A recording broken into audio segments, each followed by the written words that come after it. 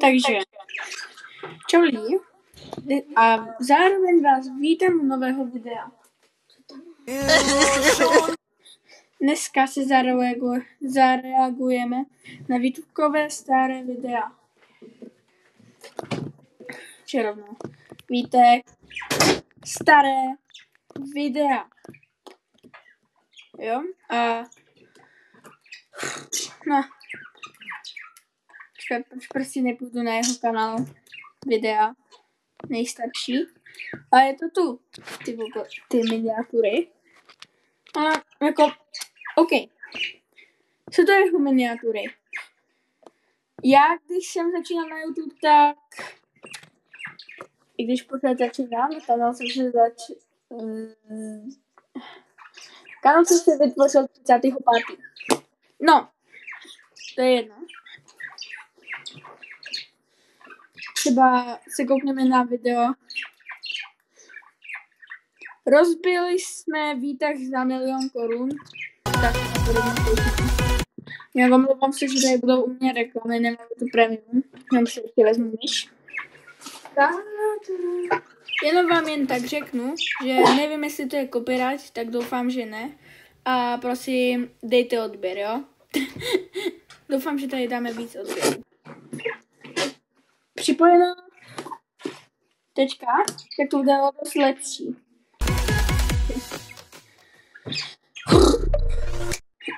Dámy a pánové, dneska bych udělal trošku speciálnější video a určitě hned jako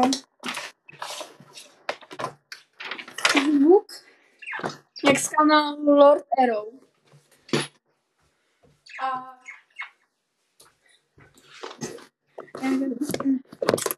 nevím proč to jako říkám, ale jako abyste dolů do komentářů, až se dozvíte, co to je samozřejmě, a dejte mi vědět, jestli se vám takovýhle typ videa líbí. Povím vám něco z mého soukromí.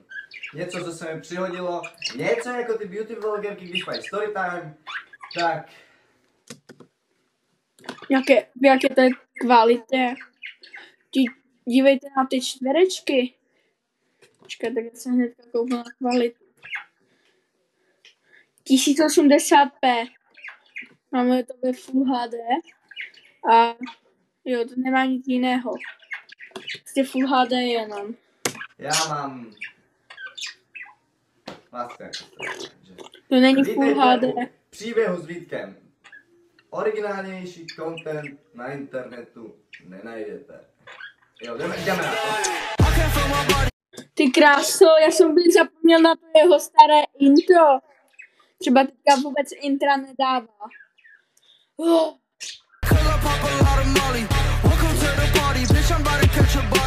Každopádně, tenhle příběh se odehrává tak rok zpátky, kdy začínala škola a já jsem byl takový ten na nový škole prváček, co ještě nevěděl, co jak chodí. Což nevím, jestli v druháku jsou na tom o trochu líp, ale řekněme, že jo. Chodím na školu, kde chodí celkem dost lidí a ta škola má 4 patra. 4 patra. A pokud 4 patra. Já teďka nevím, ale naše má jako trochu míň. Nebo počkat. Přízemí a 3 patra. Či naše má 3 patra. A no. Prostě asi tak, no. A Vítku, pokud vaše škola má výtah, tak u nás prostě ne. No, u nás tak musíme chodit po schodech. máte štěstí jako já, tak hodně času trávíte přímo v tom 4. patře, ještě skoro 1. hodinu. Tak to znamená, že jdete. Prosím vás, to znamená...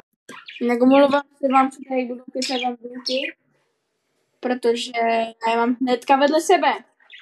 Takže vám tady budu kecat ještě andulky a jedna nemocná. Jdete dolů do šatny, tam si obujete, zvojete vlaci, blablabla, a jdete 4 patra úplně nahoru po schodech. A jelikož to jsem se tak už rozkoukával na té škole, říkal jsem si, všichni učitelé ale úplně nechodí jako po schodech.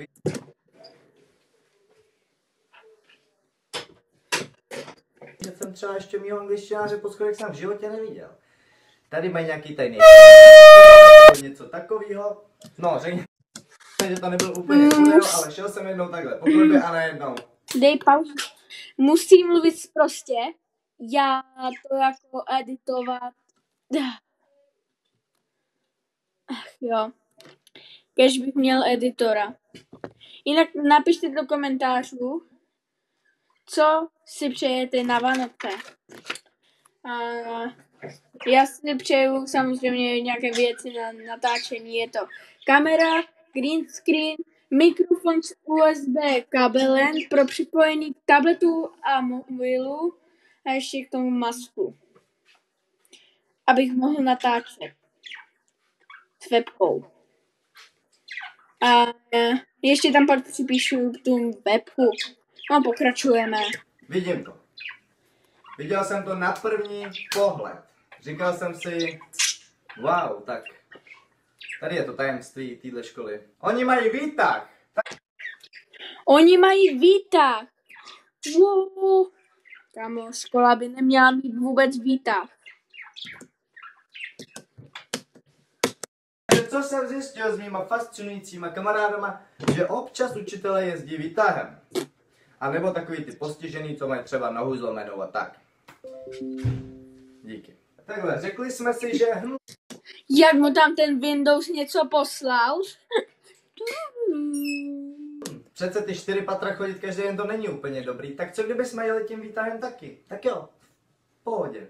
Ještě předtím se, dámy a pánové, zjistili, že na to, aby se ten výtah rozjel, potřebujete klíč, který strčíte do klíčové dírky.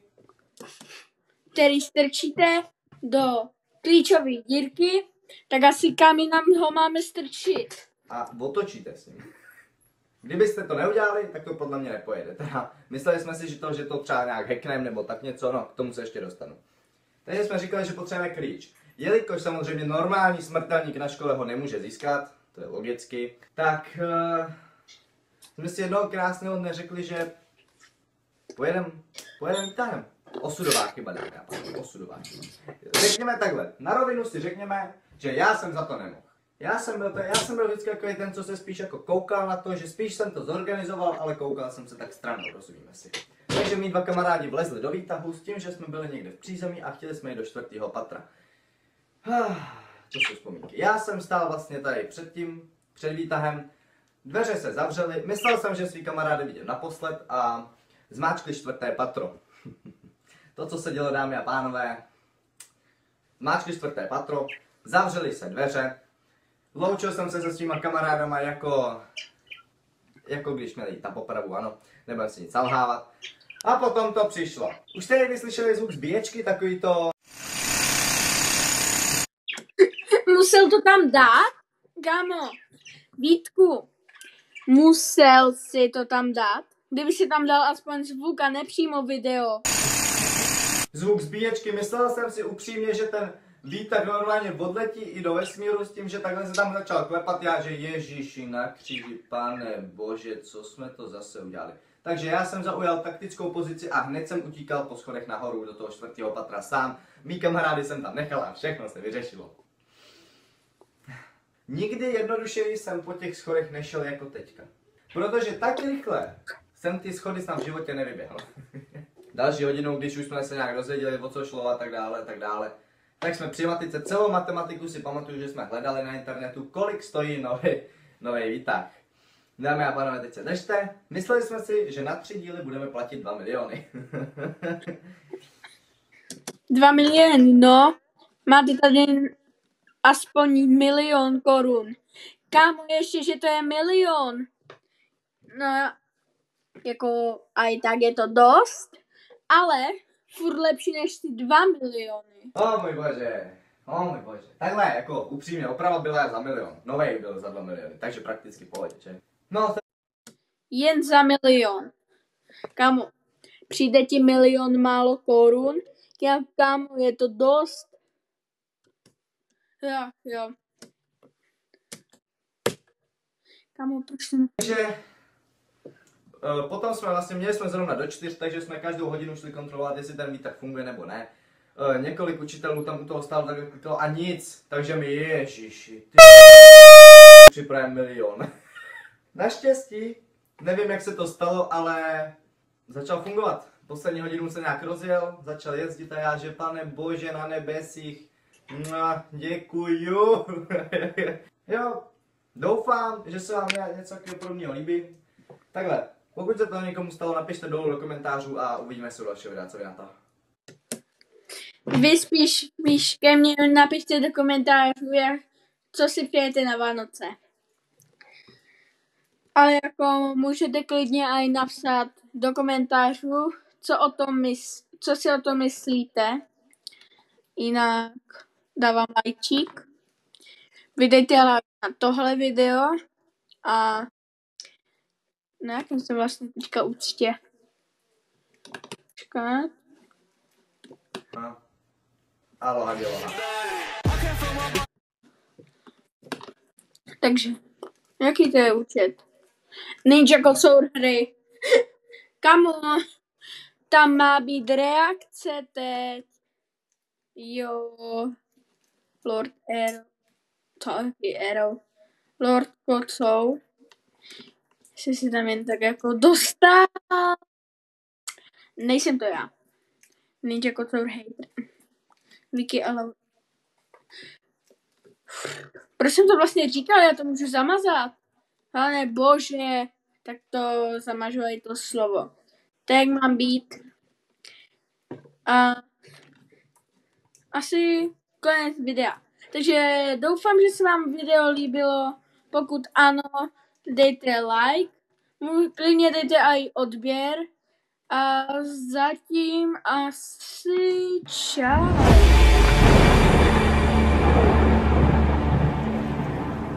Jinak, jak se vám líbí intro, napište do komentu. No a už je konec.